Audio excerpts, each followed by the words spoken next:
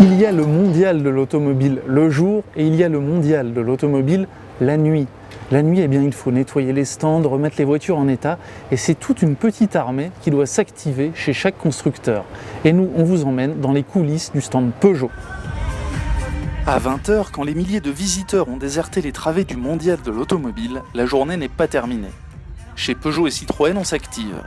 Cela commence par une battle musicale entre hôtes et hôtesses des deux marques sœurs du groupe PSA, avec un sens du rythme assez inégal.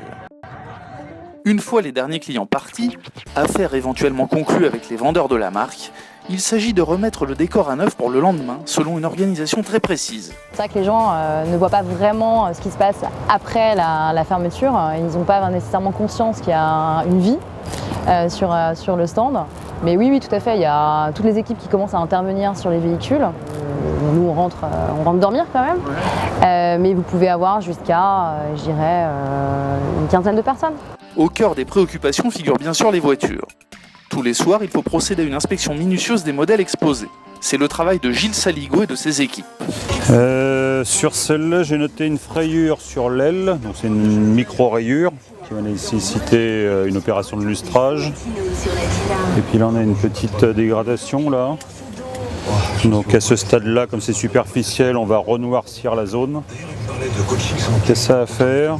Et puis on a le soufflet de levier de vitesse qui a été mal manipulé de toute évidence. Et donc il va falloir...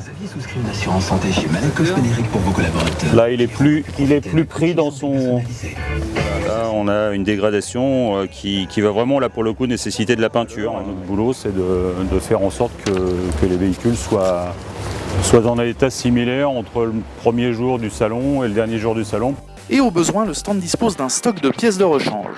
Cela va du joint de portière au compresseur permettant de procéder à des retouches de peinture.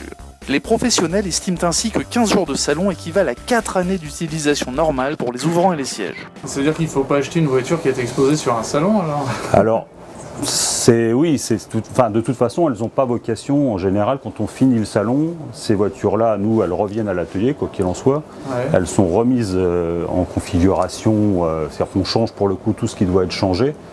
Et puis elles sont en général réutilisées pour des besoins internes PSA, en véhicules de service, des choses comme ça. Un personnel aux petits soins, des voitures bichonnées, vous n'imaginez pas tout ce que Citroën, Peugeot et les autres peuvent faire pour vous.